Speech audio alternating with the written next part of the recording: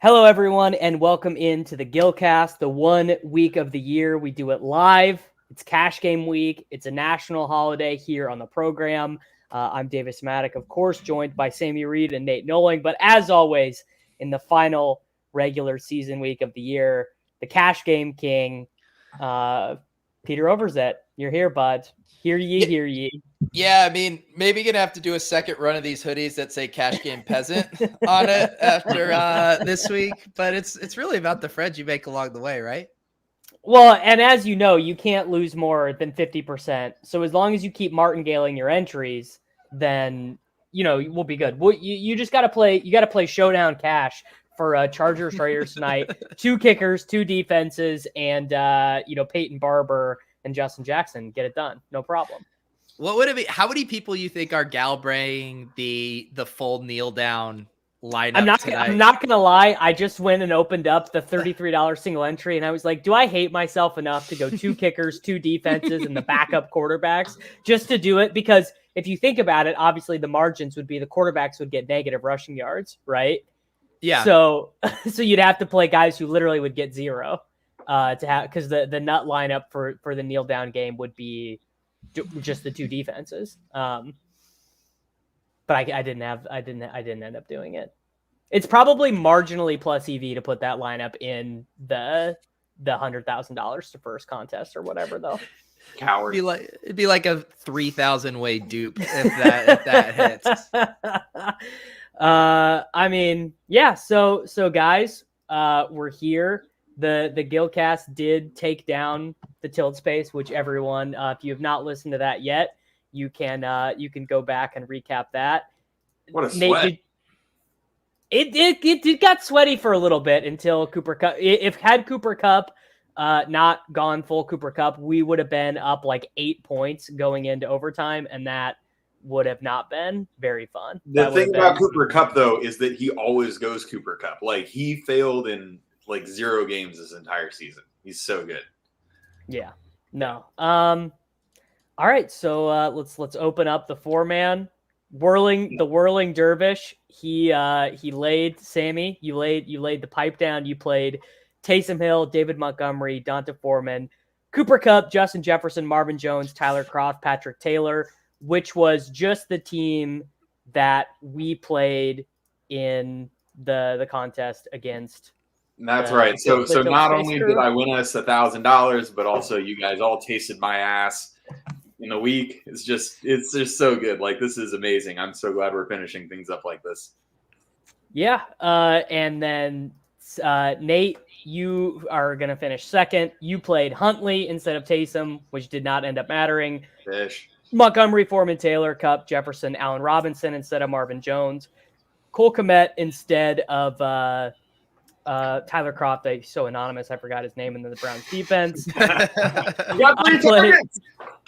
He did. I played Huntley. So what I did is I got to remember what I swapped off. So I played Huntley, Jonathan Taylor, Patrick Taylor, Cooper Kupp, Christian Kirk, Allen Robinson, Cole Kmet, and Keyshawn Vaughn, which I then swapped in the Browns defense. And Pete, you played, which is interesting because this year we didn't do any strategy talk. You weren't in the group chat, so I didn't know what you were going to flip over. You played Taysom Hill, Jonathan Taylor, David Montgomery, Cooper Kupp, Cyril Grayson, Marvin Jones, Brevin Jordan, Patrick Taylor in the Browns defense. So what I'm curious about, you did play Marvin Jones Jr. I did. So what I'm curious about is the lineup construction convo with the Tilt Space and why you felt strong enough to place a different lineup. Yeah, so obviously the big difference, and you guys were on Jefferson with your lineup. Leone was big on Jefferson. I really just wanted to get to Taylor and Kupp. Yep, that was kind same. of, yeah. So those are my want plays, sort of. Yeah. The thing was, I think I was going to get off of it before Patrick Taylor opened up, because I was going to have to play like ESB or, Zylstra, but that was going to be a gamble with the 4 p.m. stuff. So I think I was going to get off of it. And then the Taylor stuff opened up and I realized I could do it without a true punt wide receiver. Obviously, Grayson ended up being like he should have been priced at 1K instead of 4,400, so that backfired. But like ultimately, I was happy with how this lineup clicked together. Leone was keeping me from getting off of Montgomery because I was like, I just don't like David Montgomery. I didn't want to play him, and then everyone just kept telling me how good of a play. So I was like, fine. So once I could get all these pieces to work, and get Kupp and Hill and Taylor and Montgomery, I was like, fuck it, let's just roll. I mean, that is generally that is how it goes for me most Sunday mornings. Well, it was because if anyone listened to the show that we were doing this morning, it was sort of stressful because I'm like trying to make my team at the same time that I'm making this team with these two guys. And I mean, obviously, in the Rams just lost to the 49ers. Did they? Stafford threw an interception that's awesome. I live in 49ers country, so my friends are pumped. They were trying to get my lineup there. They were trying to give Odell Beckham a touchdown to make sure that my lineup got across the finish line. Never gonna happen. It didn't quite get there. So obviously the thing that we did correctly in hindsight in the tilt space lineup was playing Justin Jefferson instead of Jonathan Taylor, which really, I mean, what the fuck, Indianapolis? How do you lose? Like, first off, this is an all-time chokeopotamus moment for the Colts and Carson Wentz. Like, Carson Wentz should get cut. Like, it was so bad. But I have to give credit to Nate Noling because he was the one that was on this lineup construction. Nate, you were the one that really got us. It wasn't something I was really considering, is getting Jefferson and Kupp in this. I didn't consider it for a second. I thought Kirk was like such a good play that it was like, oh yeah, we just lock him into the wide receiver 2 and we build around that. What kind of got you there? Because that's what really made the difference for us in the 1K, and then ended up making the difference for me in cash also. Yeah, I mean, for me, I think it starts with, obviously I love Jefferson in a vacuum, and I think the reasons why we talked about on the pre-lock show, but the running back value this week, I felt so good about that. It was really the 2v2s that put me on the Jefferson side of things, because I felt really, really good about Foreman and about Montgomery and their workload. And I just thought getting up to Taylor and sacrificing Montgomery or Foreman was not worth whatever receiver I was going to put in at that point, and getting off of Jefferson. And I think obviously the Foreman and Montgomery thing didn't like smash the Taylor's players like where they should have, in my opinion. Like Montgomery and Foreman ran so bad, bro. Like so bad. I mean, these guys, the volume they had, this should have been 20 plus for both of them. So it didn't really work out, but ultimately my theory was just, the thesis of the play was just the running back value was so strong. Like you can play Jefferson, you can play Kupp and fade Taylor and be okay. So yeah, the Patrick Taylor thing really was the key to getting us both Kupp and Jefferson. Cause I don't think I built that team. There was no way to do it without Patrick Taylor or a $3,000 wide receiver. The Equanimeous St. Brown play, which never materialized. How insane is it in week 18 in the crazy COVID year of our Lord that we couldn't get like one 3K wide receiver who projected decently? It's awful. It's like we couldn't get Isaiah McKenzie even for 4.6 targets. Like there was just nothing. It was. I mean, I was looking at all sorts of guys. Like I was trying to talk myself into 1 point. Brandon Zylstra opening up the entire slate. It's like, well, he did play 71% of the snaps the week before he went on the COVID list. And their other guy, Shai Smith, was on the COVID list. So I was like, oh, Zylstra, baby. Robbie Anderson's not going to play. That was the other thing that was pressing me, because we had two potential late things, one of which would have been because James Conner was coming into this game with a heel injury. And I was pretty convinced that if James Conner didn't play, that Benjamin was like the stone cold smash. I wonder, did another running back even get a touch in this game? I mean, Eno would have been 7 carries, yeah. So Eno would have been the guy. He would have been the better version of the Taylor play because he would have played the whole fucking game. Yeah, I mean we don't talk about GPPs on this show. This is cash game week, but if there were bros who ran Patrick Taylor really heavy, they got trucked today. What can you do? Well, I mean, no running back really damaged you. Yeah, I wasn't considering Patrick Taylor before we got on the show this morning. So I know you got lucky, dude. I mean, but yeah, I mean, I did. But then I just run good. You know what I mean? It's it's all good. But like I also ran like super bad today because like Foreman ran super bad to not get there. Marvin Jones was just short of the bonus, and Taysom Hill was on his way to a smash. Like Taysom Hill was going to get it. Yeah, Liz Frank injury for Taysom Hill. So does that mean Trevor Siemian is starting a playoff game? Is that where we're at? No, the Niners won. Because the 49ers won. Okay, well, thank God. Yeah, no, it's but like Nate and I, or Davis and I, stand pretty hard against Nate that Taysom was better than Huntley. Taysom was better than Huntley. I feel pretty justified in that. He was awful, dude. Huntley, like, look, I like Huntley, and I think he can. I don't know, like some team should trade like a 4th round pick for him or whatever. But he was awful, and this was just like the classic. Like, obviously, this game was going to be disgusting between the Ravens and the Steelers. But that's exactly like what set up well for Huntley and his skill set. Like this is the running. The pocket was going to fall apart, and he would have to run. And he didn't get the bonus. He didn't get the 100 yards, but he was close. And it was those plays where the pocket falls apart, and there's. But you gotta add 2 touchdowns in there, and I didn't know if there were 2 touchdowns available, and there were not. And you also have to understand that TJ Watt is going after the all-time record. I cannot abide by this. You had to be worried that TJ Watt was going to wreck his day. Pete, we realized after lock that part of Sammy's anti-Huntley bias was like fed into this narrative that the Steelers were like really juiced up today because one of their players was going for a sack record. For a sack record. A 22 and a half. It was a half sack record. It was a 22 and a half. Sammy had this take that we had no idea. I wish he would have said it because it would have made me feel even more confident. You know what? My biggest regret about the Tilt Space Gillcast head-to-head beef was that I didn't hang out in the Gillcast group chat all week. Yeah, you didn't really get the full experience. It's also because I used to have my iMessages on my iMac, and so then I could just converse with you guys, but then I switched to a PC, so now I only have that iMessage group chat on my laptop, and I never check it anymore, and then I was like, oh shit, I'm probably missing out on hot Gillcast conversation this week. I think if we release the transcripts of the group chat, we could sell it for money. Like people would pay like $4.99 for it. Honestly, though, if it wasn't for the Taylor thing, we would have been screwed today. I did not feel good about any of our builds up until I got the coach. Well, we would have had Christian Kirk, I think, who sucked. Yeah. And I probably would have had Kyler.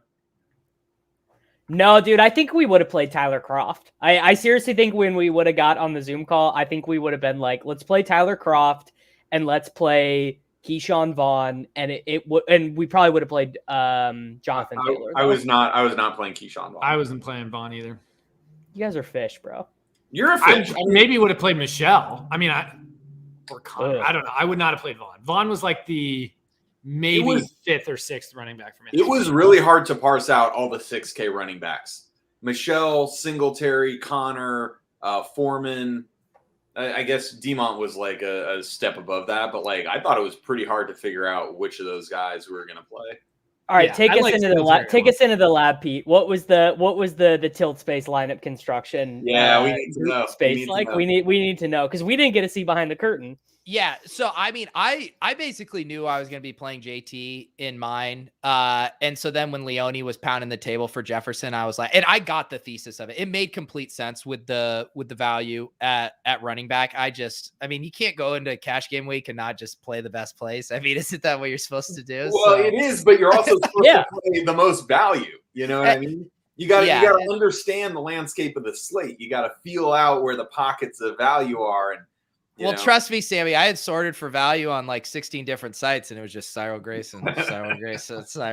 It is ironic too that I had exposure to like 6 or 7 running backs across, or 5 or 6 running backs across my 2 head-to-heads there, and it was the ones that I didn't play. I mean, like Foreman should have been a smash, Singletary smash, Gibson smash. I stared at Singletary and Gibson in the blitz optimal all week, and I was like, I think I'm good, dog.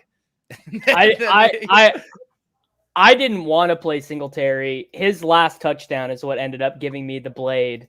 Despite having this is one of the better swaps I've ever done because I realized I was behind with Huntley, and you only played Huntley so you could swap later, I think, subconsciously. No, I only played Huntley because I couldn't find a cheaper wide receiver than Allen Robinson, where I should have just played Keelan Cole, who was in the shell this morning. Keelan Cole was in the shell this morning. Keelan Cole got there was so frustrating. Davis, you didn't realize you were behind. You start from a mental state of being behind. You build planning on losing. Yeah, mentally weak. Mental weakness. You got to be like me and Sammy and go into these afternoon games and go not having a clue what's going on. We've already played the best place. So I swapped Kupp, Kirk, and Keyshawn Vaughn to Tyler Lockett, Odell Beckham, and Alvin Kamara. And buddy, it was so close. Odell catches a pass on the Rams' first play from scrimmage. And I'm just like, buddy, I'm rich. Tyler Lockett, 43-yard touchdown, rich. Alvin Kamara has 60 yards rushing at the end of the first quarter. And I'm just like, I'm counting this Glansky bucks. And Lockett did score again, but didn't get the bonus. Kamara got the rushing bonus, but never scored a touchdown. Like it was so close to being to the Tyreek Hill swap that I made in week 1. That because obviously it was the best swap I've ever made in my life. But how many points did he put up that week? Dragon ever since. He's just like, I gotta have a swap. Like the dopamine that's going through Davis. Honestly, Davis, you would have been more profitable if you would have lost week 1. And those swaps, and you wouldn't have. I don't think that's true. I don't think I had any swap this year where if I would have stayed, I would have kept the smash. I think it was. I don't think it's true either. Like I definitely think that Davis was the king of swaps this year. Nate, I just took mine out to the trash this morning. It's mentally weak because I have to like find a place to throw it out. Like you can't just take it down into the dumpster. Like you have to recycle it. Do you live in apartments? Yeah. Oh, tough. And we realized this morning that we can't just or a couple days ago that we can't. Bro, out here in suburbia, they just come and pick it up for you. Yeah. You just put it out on Tuesday morning or whatever. They come get it. I was out in my backyard axing mine. Yeah, I an axe it in a half. But if you think I own an axe, you are sorely mistaken. Dude, I own an axe. What you gonna do? No. Yeah, and axed it and then saw the rest. Anyway, Nate, you live in the Great White North, and Sammy is from like liberal California, and he's out working you, bro. Here. I have an axe. You don't. It's wild. Pete, is your Christmas tree still up? It actually is. Yeah. I always put it up late. Like I think it was a year or two ago. We just forgot to put it up, and then just didn't put it up. So now you got to milk it. I think you get it through January. It's still cold out. It's snowing. The ambiance is there. I'm on Team Nate with this Christmas tree stuff. Dude, it's like -20 out. It's still cold. Where do you live, Nate? Minnesota. Okay. Nate, do you have an HOA or like a property management group that takes care of these trees for you? I gotta email them and see what we're supposed to do. I don't know. Nate's got to retie it on the back, on the top of his car and drive it back to where he bought it from. First year getting a real tree. I don't know what we're gonna do. So Pete, who was in the driver's seat for the tilt space? Who was saying like this is what we're playing? Leo. Well, how much did Holka care? Holka cared. Yeah, he cared. No. I don't believe that. I think Holka just like smashes GPPs. Yeah. Holka's just here. He was just along for the ride. Yeah.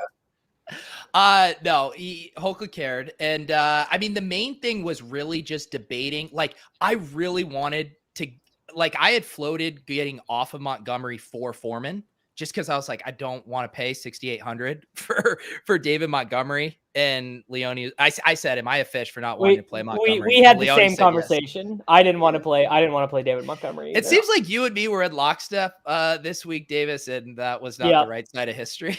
Well, I was not going to play Cyril Grayson, who is not a football player. I mean, he's a track star. Well, here's the other thing too, and this honestly probably was my biggest leak because we had two of our tilt space head-to-heads, so we were talking through the swaps and stuff. And I ended up I swapped one of my $100 head-to-heads, like from the Taysom Cyril Cup to it fit perfect for Kyler, Kirk, and Metcalf. And I probably should have done that on more of them. Did you end up, you global swapped, right? On all your shit? Yes. Yeah, because I thought dead, so, Davis. It's hard to say because probably against Huntley teams I wasn't, but was I going to go through like 200 head-to-heads and go individually identify which guys had Huntley and which didn't? Davis, you were dead. Yeah, no, dude. No. Your team was no. That is not accurate. It was such a low-scoring slate. Like you were Jonathan like 25 points below the cash line at the afternoon lock. No, I wasn't. No, I was not. That is not true because I played. Because you didn't play Marvin Jones. Patrick Taylor. You played Jonathan Taylor. Patrick Taylor played Jefferson. 19% owned though, and he scored more points than David Montgomery, who I didn't play. He scored more points than Foreman, who I didn't play, and there was another early running back bust who I didn't play. And so Patrick Taylor outscored all these busts, which is why you didn't play Jefferson or David Montgomery. No, Davis, you were like 20 points below the cash line at the lock. You were dead. That is not true, but I was definitely behind. And so I knew that I needed to swap. And maybe the smarter thing would have been to have like maybe even a different swap against Huntley teams, like Debo over Cup or whatever against Huntley teams. But I wasn't doing all that. I just global swap. Peter. What did you ask? I pulled a Davis and got distracted. I thought you were like I thought you were starstruck getting to see the bickering between the three of us. No. I mean, the only thing I get to hold over you for being a fish was not playing Marvin Jones. That's the only one up I got on you. And honestly, Sammy, I have to ask seriously, did you get on Marvin Jones because of Marvin Jones, or was it you didn't want free bears? No, it was the incentive. Guarantee it was the incentive. I think it was Sammy hates he was a lock for 4 catches, right, Sammy? Stone lock. Stone motherfucking lock. Like, look, it was a little bit of both, right? It was that I didn't want to play Allen Robinson because all of a sudden, and Kmet, because then all of a sudden you have 3 Bears in a lineup headed by Andy Dalton. And it's like, no, that's a way to burn your money on fire. And so it's like, okay, well, who else is in that range? Well, it's Marvin Jones Jr., who's the guy, right? And that was it. There was no one else playable. There was like Donovan Peoples-Jones, and that was it. Right. And he's got the incentive. Like, it just made too much sense. And the fact that you guys didn't see this is just like, man, how'd you not get there? Like, we decided on it. We figured it out 2 minutes before lock in the 1K. And no, you are 100% correct. Because Andy Dalton threw 50 times today, and Allen Robinson had 2 catches for 20 yards. Like, he's dust. Whatever happened, it's over. It's like he drank from the wrong Holy Grail or whatever, but he's like an 85-year-old man out there now. It's over. Like, whatever. The list of guys who were more involved on offense today than Allen Robinson is like really impressive. Like, I don't even want to pull the air yards data. I'm so like, I'm so feel good. I haven't even run the script. I normally run a script. Your family cannot eat on Whopper. You know this. He's a Whopper Junior now. It's not the number 1 Whopper on the menu anymore. So Pete, you didn't even play an entry in the Spy? No, legit. Only legit cash. Just cash game week. Legit only. I mean, I guess if I played it every week, I would do the thing too. But I spent like and you guys did your call and stuff too. Like, how would you have had time to 1, make your own cash game lineup, 2, make your Gillcast group cash game lineup, and build good GPP teams? And that's me every week, just with tournament teams, trying to build 3 lineups, 4 lineups with those guys and build my own all after inactives. It's fucking stressful. Well, it's really easy, Pete. You just don't make good tournament lineups. That's how I do it, right? Not a problem. That's kind of how we all do it. Yeah, none of us have. Hey, no, do not lump me in. I was very close to binking the red zone twice this year. Yeah. Just a couple of 3v3s away, and Davis was there. No, I was like the 1 week. It was just Leonard Fournette's fat ass not being able to catch a touchdown that was in his hands away from the bonk. I played. Would you be intrigued to know that in the 100K to first spy, Josh Allen was 5% owned this week? Seriously? What was the winning tournament lineup? Like I don't even know what was. Let's go see, because I have no idea. It was wild. The lineups that won, I looked briefly, and it was like different QBs in each of the top 10 teams. There wasn't one team. This is the lineup that won the 100K to first spy. Yeah. Tom Brady, single stacked with Gronk, no bring back. Devin Singletary, Antonio Gibson at running back, Tyler Lockett, Darnell Mooney, Marvin Jones, AJ Green, Dolphins defense. What did AJ Green finish with? 6 points. He just didn't matter. Yeah. The thesis of the play was what it got you to. Yeah. It was one of those weeks. I mean, was Danny Amendola in the Millie Maker winner, or was he literally not even played enough to matter? That's a good. I'll go look at it right now. What do we think? Do we think that Danny I bet Amendola he was sub 1% in the Millie? Danny Amendola was not in the Millie Maker winning lineup. 217 won the Millie Maker this week. That has to be like the lowest on the year. And the play that did it was a 0.2% owned 2-touchdown game from Jawan Jennings as the Rams bring back. It was a Stafford double. Obviously, the season was going to end with Cooper Kupp winning someone $1 million. Like there was no way that wasn't happening. Yeah, for sure. I mean, the fantasy playoff MVPs, and I guess it doesn't really extend to week 18, but what Rashad Penny and Amon-Ra St. Brown did over these past 3 weeks was just absolutely insane. I didn't play Amon-Ra St. Brown one time either. Will they have equal ADPs next year, like middle of the 5th round? Well, Penny's a free agent, right? So they're throwing the bag at him though. Penny's going in the top 3 rounds next year. Carroll is going to give some of his salary to Penny. Carroll might not have a salary next year. Penny's going where Najee Harris just went. Oh my god! I'm just Cam Akers. No. Cam Akers had 600 yards. Cam Akers had 600 yards and 4 touchdowns a year ago, and he was a first-round pick. I mean, people were slobbering over Chris Carson, and he still settled in the 4th. True. That's true. Yeah. And Chris Carson is bad. Chris Carson has never had a run in his life like Rashad Penny just had. Yeah, Penny's going to go high. No, you're right. He'll go into the 3rd round in high-stakes leagues. So Pete, as a cash game grinder, the last half hour before lock, what was how much of your research this week played into the last got thrown out the window? Yeah. Well, I'll show you. I could tell too. There's a misconception because on Tuesday I did say Samaje Perine was the free square. A lot of people found that tweet and were replying to it, not understanding that I meant free play for my shell on Tuesday. For the shell. He was 10% owned in double ups. Really? You moved the needle, Pete. Dude, and people are bad. I will open up the massive $50 double up right now, and I will tell you guys just how owned he was. No, holy shit, that can't be true. But honestly, go ahead, Pete. There were no joke. The plays I knew were just locked in. I was like, I know I'm going to play Taysom, and I knew I was going to play Browns D, and then I knew I was going to play Cooper Kupp. Like those were the 3 I knew for sure for most of the week. And then everything else, I was like, give me something at inactives. Just give me something. I felt the same way the whole week too. Did you consider Huntley at all? I did, but Cardi got me excited about the dome boner. Then Kevin Roth was, sending me stuff about the wind in Pittsburgh. And it just seemed like it wasn't worth the necessary risk there if they were close, just break ties in favor of the dome there. So I felt pretty comfortable then just locking in Taysom.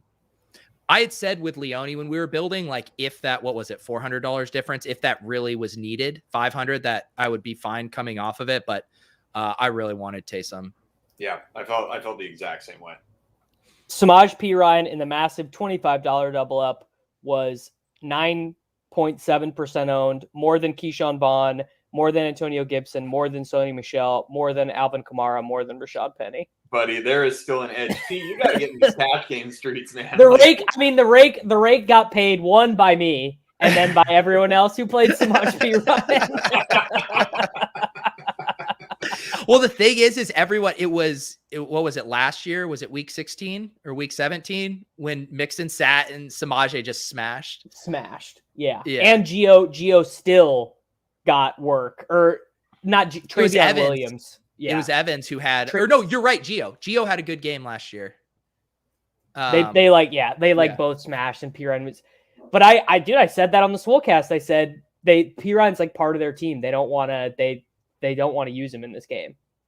That's how I thought the Packers would feel about AJ Dillon, but no. Yeah. AJ Dillon getting carries when Jordan Love was in was extremely tilting. So yeah, we ran good with Patrick Taylor, buddy. We got to throw that one out there. I want to ask Nate and Sammy a question. I want to talk about the Donta Foreman play. He's a guy I've really enjoyed playing in tournaments this year. I like him a lot. When my cash brain kicked in, I was like, matchup's good. The touches are good. Team needs to win. They're motivated. But like, what if he gets game scripted out? Is he going to catch passes? Is he just going to be dust in that area? And so I got ultimately a little spooked on it. What gave you the conviction to use Foreman, even though he wasn't going to project for much pass work? Honestly, it was the McNichols cut. Yeah.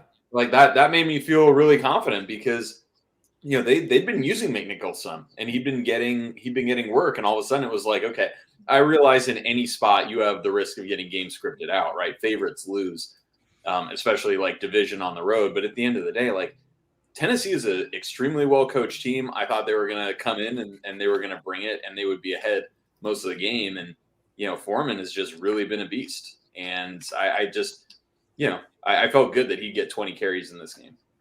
So. And he did.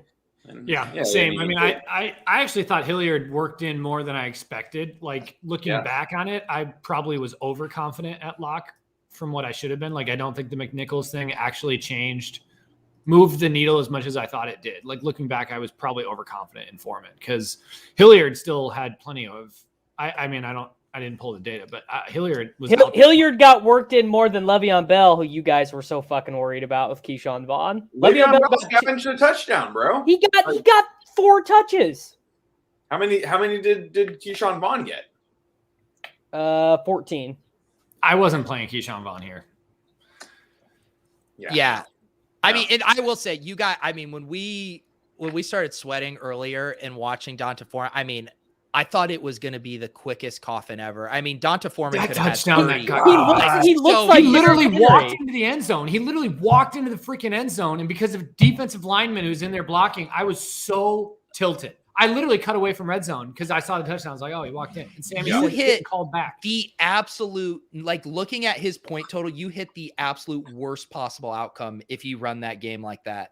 Same with DeMont, though. I mean, DeMont literally had 20. DeMont literally had 20 rushing. Losers stay losers. Losers stay losers. David Montgomery gets 25 touches and 9 points all the time. It's what he does. When you're running projections, you basically just have to bump his efficiency down to like 2.4 per carry. I already have that. I already have DeMont projected for like 2.4 yards per carry, and he still averages out.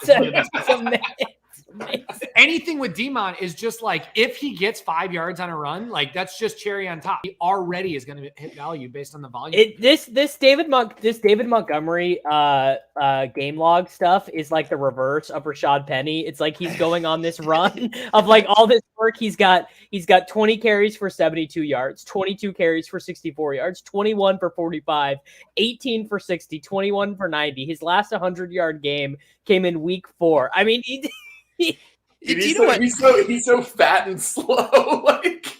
Dude, do you know what's so tilting, David? Like we go all summer just fade the shit out of David Montgomery in season long in high stakes. And then immediately. No. And then DFS rolls around and I just fucking fade him as chalk every single week. Fade. Then week 18 rolls around. It's finally my turn to get in on some of this David Montgomery goodness. And then he fucking does what I know what he is. David Montgomery is who we thought he was. He's a fucking 9.9 dust ball snowflake in my lineup. And these dust ball snowflakes, I caught on to the David Montgomery is a workhorse trend before Nate did, and I played him against I don't know someone terrible. I think Baltimore. I played him against. You played him again over somebody good. Yeah, Davis, that was. I'm sure I did. Sometimes I'm it's sure a you little guys more are of wrong. a field. Sometimes it's a little more of a field game, More Davis. of a field. My boy's right. It's a little bit more of an art, buddy. Well, I wish that I wish. Also, I just another thing in retrospect. Isn't it weird that we were all rushing in to jam Jonathan Taylor when Alvin Kamara was right there with Mark Ingram probably not playing for $1,000 cheaper?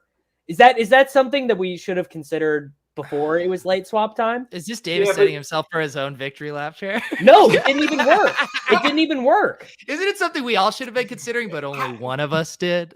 No, I didn't consider him at all. I didn't consider him all pre-lock. I played Jonathan Taylor, who sucks. Yeah, I mean, I think Davis hit enlightenment after lock. It wasn't before. I literally did not consider for Alvin Kamara for a second until Jonathan Taylor had already submarined me. The thing is, in the 2021 season, the players of the season, obviously Amon-Ra and Penny here in the playoffs, but it was Jonathan Taylor and Cooper Kupp. Right? Yeah. No, you're right. Sometimes it's that simple. Would you say, I think Kamara was analogous. Kamara was to Taylor as Jefferson was to Kupp on this slate. Is that your take? Yeah. Yeah. Yeah. I think it's a fair take. Kupp was like dollars per point. We had ETR did and DR had Justin Jefferson better. And we had Kamara for almost the same points per dollar. But I've been projecting Jonathan Taylor with like a 9.5% target share, which is like what his season average is, but it's not been what they've been doing with him at all, actually. Like if 4%, the last 6 weeks has been bad. Like 4% target share is maybe even a little bit better. So I don't know. No. That it's really, I mean, one of the reasons why I didn't go to Jonathan Taylor is it's just like, man, he's just not catching the passes. And obviously he could go for 180 and 3. Like I thought that was squarely in the range, but David, I can't your team without this swap. That's what I'm saying. Davis, you were literally 20 points below the cash line. I don't know what you're saying of like you didn't need to swap. You swapped against Tyler Lockett, who got 27 points, and you still are 10 points below the cash line. Against Huntley teams. You were not listening to me. Which obviously I'm never doing. I never once in my life have gone through all my like $5 head-to-heads, been like, okay, I'll swap this one and not like I'll leave that for Leone. Like that's much more of like an accounting thing. Like Leone would like find joy in that and like running the Sims and being like, all right, I'm gonna swap in this head-to-head, but not in this one. I fucking hate cash games. This is so fucking stupid. It's just the thing is it's so time and mental energy intensive for something that is basically flipping a coin against a stranger.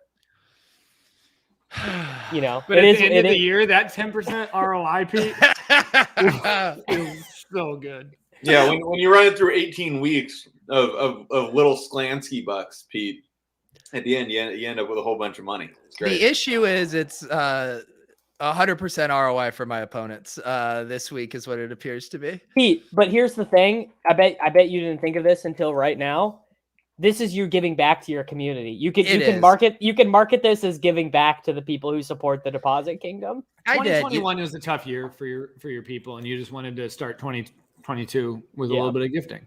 Yeah, I've been very fortunate, and it is a tax write-off. You know, just trying to get my DraftKings tax liability down real quick to start the year. Well, you're starting out like you bought yourself like your first bink. You're going to be like, all right, I don't even have to we're all good.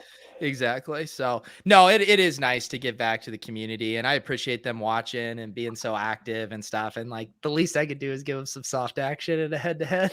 Well, I just updated my spreadsheet with today's numbers, and after getting fairly smoked today, I'm down to a 6.84% ROI on That's the year a in stable cash. coin, baby. I mean, I would have just been better off buying a fucking cartoon picture of a cat. Yeah, but Davis, you gotta also include the crowns though. Yeah. The DK reward. It's true. That's true. And I even emailed the DK rep that I know and was like, this new crown system, I'm actually like going to be about 20,000 crowns short of the diamond tier. Like, can you guys just go ahead and bump me up? Like, I'm a good soldier for DraftKings, and they did. Did they really? I'm sure they love you saying that publicly too. Everyone's fired up there. Davidson's gonna open up a DraftKings account tomorrow and realize he got bumped back down. Oh well, buddy. So we got to take the victories where we can get them. My DK rep is not going to be happy with me because we've been doing the rake free tournament, 400 man. It's been filling up. I asked him to do a rake free double up this week and it did not fill up. Nate, were you in my rake free double? No, I didn't know there was a rake free double. Come on, Nate, that was built for you. I didn't know either. I didn't, Pete. I didn't enter it. Normally I do. That's down my lane. I love finding those. I know. Well, normally I threaten, so I keep it for like in the show notes and then Discord. And then if it doesn't fill, I threaten to take it to Twitter, but I was too distracted arguing with, Leone about Donta Foreman. David Montgomery that I forgot to tweet it out. Welcome to Cash Games, Pete. Yeah. Wait, do you guys play like next week? Wild card round. Are you guys gonna play fucking Cash? They fucking ruined it, man. They moved they moved one of the games to Monday, so it's only going to be 2-game slates and then a 1-game slate. Yeah. Wait, is divisional round going to be like that too? Or are they going to do a? No, it's only wild card weekend. Okay. Yeah. Here, but this is probably it for me. I probably will play very little Cash Games. Yeah. Oh, now we're going to be Showdown Bros from here. It's going to be so next weekend. It is. No, I'll probably play Cash for the 3-gamer on Sunday. They'll probably get there. Well, I don't know. Is Pittsburgh playing? It's not. I don't see that yet. I don't think it's announced yet. But there's 2 games on Saturday, 3 games on Sunday, and 1 game on Monday. But obviously the nuts was the 4-gamer on Sunday. Yeah, used to be nice. That was fun. It's tough. Are we going to do the Gillcast anymore, or is this it? No, we should still do it, right? Well, your guys' pre-Super Bowl show, that's a legendary episode. The Sammy IDP props. Oh yeah. I've been grinding already. Like I'm ready. We will definitely do the pre-Super Bowl show. Did you guys see Jordan Brooks had 16 tackles today for Seattle with Bobby Wagner out? No, Sammy, no one saw that. Buddy. Sammy, did you the one year when they had defensive players in Showdown? Did you get rich that year? Was that what you bought all your Bitcoin with? No, I wish. Missed opportunity.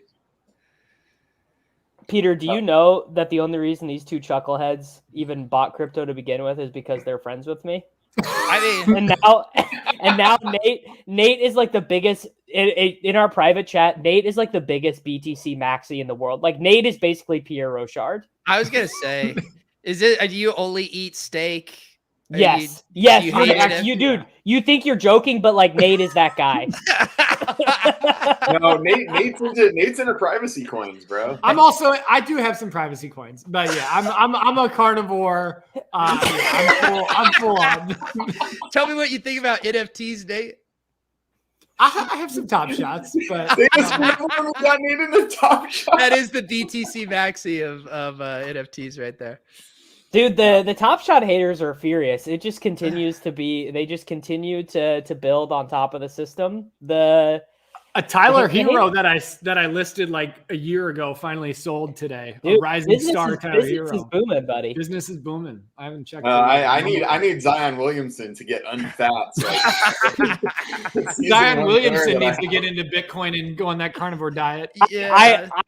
Peter and I co-own a Zion, and I messaged him and Karain about listing it like 2 months ago, probably when it started to peak up again a little bit before it became clear that Zion was a fat load. And I bet the low ask on that from the time I messaged you, I bet it's down like $3,000. It's got to be. Pete, do you follow the NBA at all because of Top Shot now, or is it mostly an investment vehicle at this point? It definitely hasn't been an investment vehicle. Tax loss harvesting vehicle. It's hard. I mean, maybe now that NFL's winding down, I'll pay a little bit more attention. I enjoy the playoffs, but yeah, I have like a completist kind of mindset sometimes, so I just don't have it in me.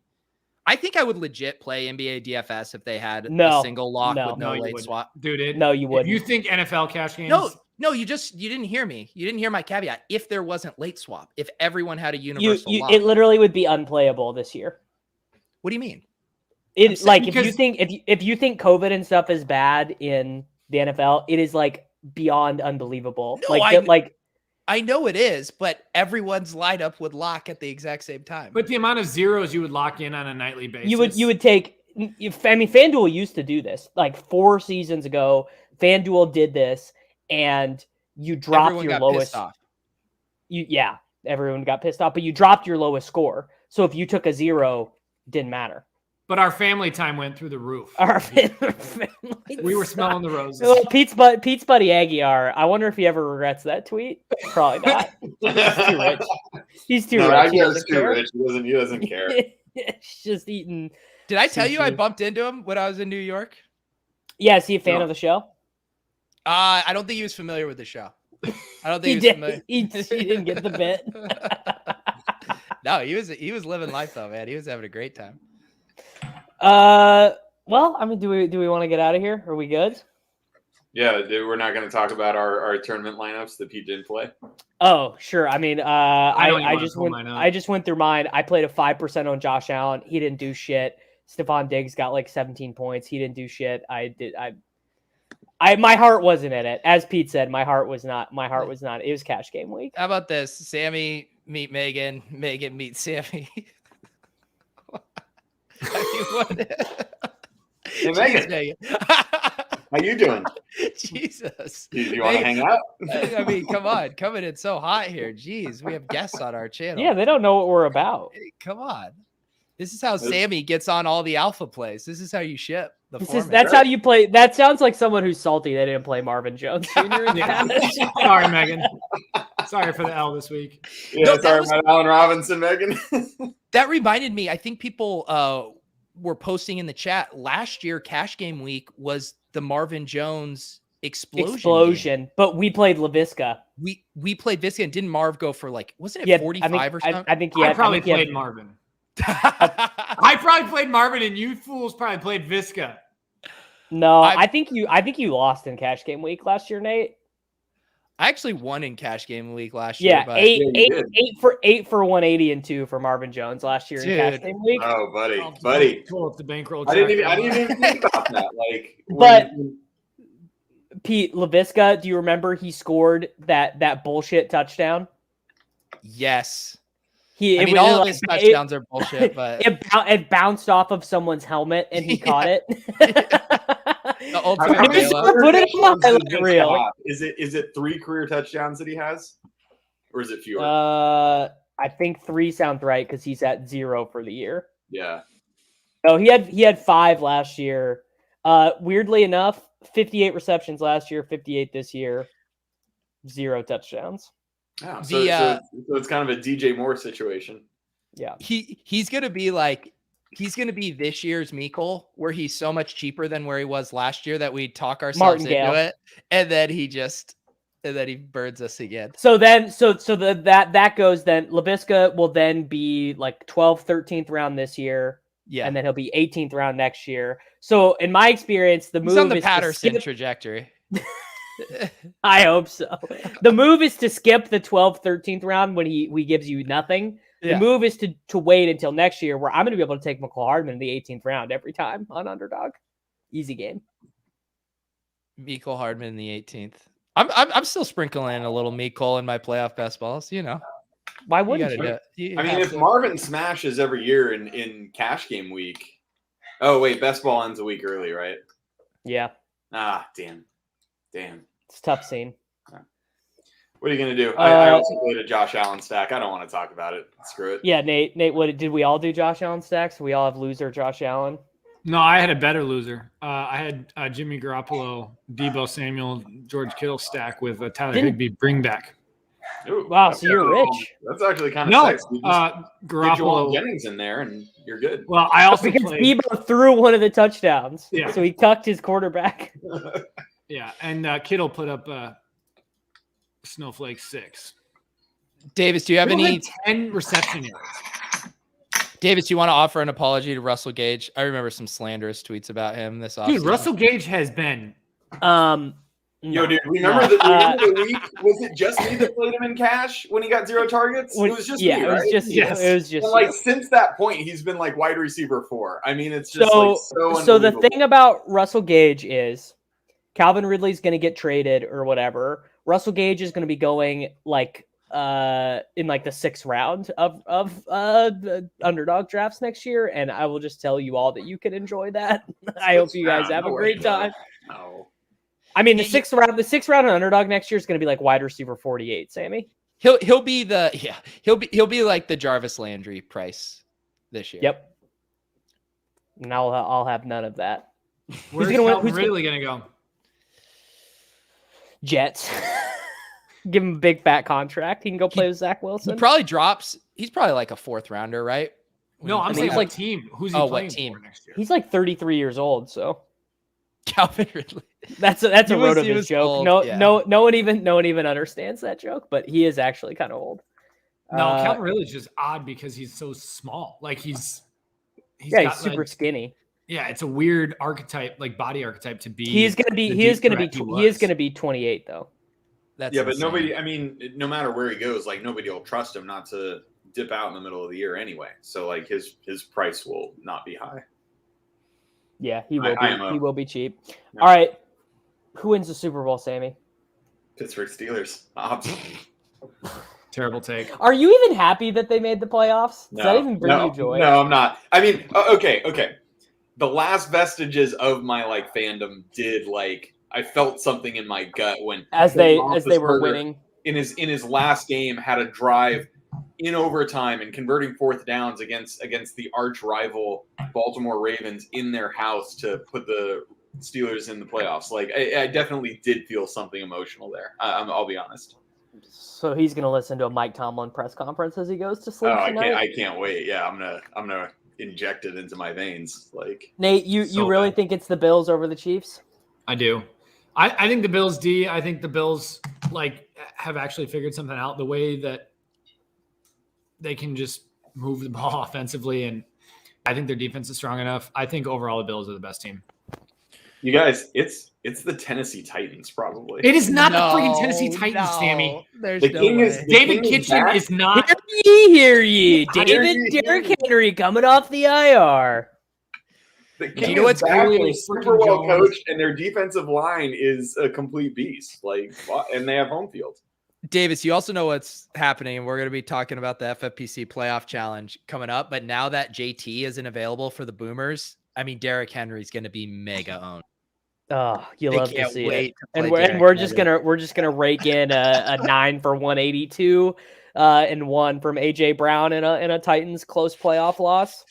Yeah, you love to see it.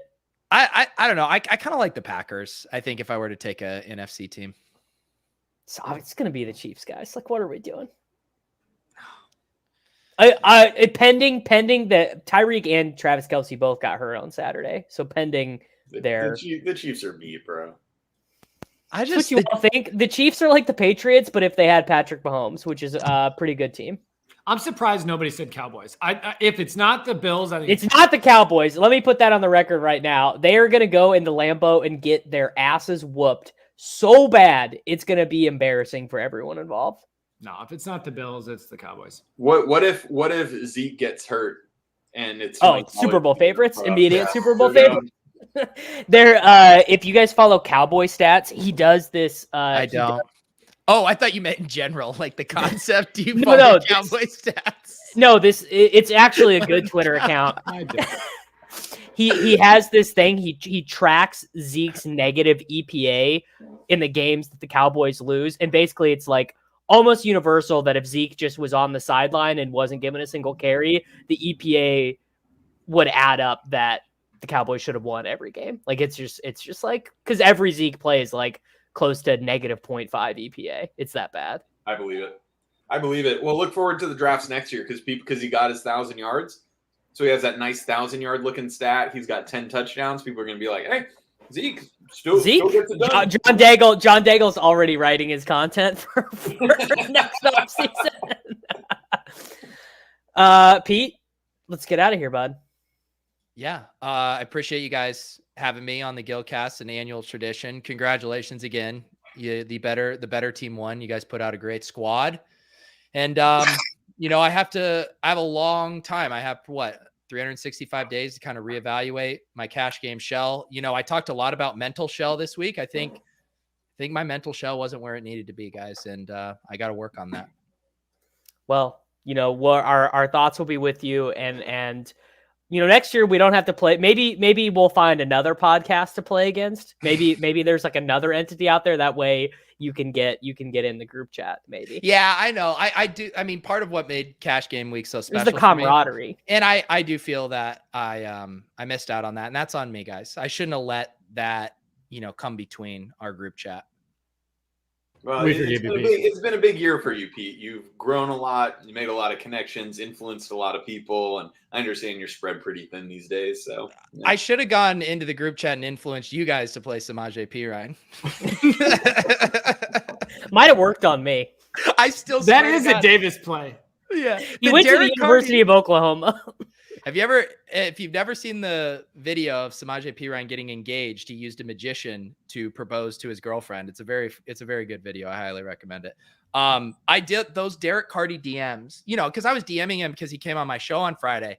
But to get like Sunday before lock DMs from Derek Carty asking me I was like, no, it's because you entered into, dude, you were in the secret lineup group. Like Cardi's a part of the secret lineup group, so like it's a chain. Yeah. And you were in it this week, so of course Cardi would reach out to you. You know what? Levy didn't reach out to me though. I think Levy never reaches out. He never reaches out pre-lock. Levitan never reaches out pre-lock. If you get anything from Levitan, it comes through Wiggins. Yeah, it's haven't made it into that circle of trust yet, and rightfully so. They don't like bits. Those guys, they're too busy. They're too busy, dude. They're too busy posting up Amon-Ra St. Brown player props to no, this was all fair. Levitan became King GPP, bro, which is like literally my bit. So I can become the cash game king for a week. All is fair in love and war. He said he hoped that you lost every cent. Every penny. And buddy, he got his wish.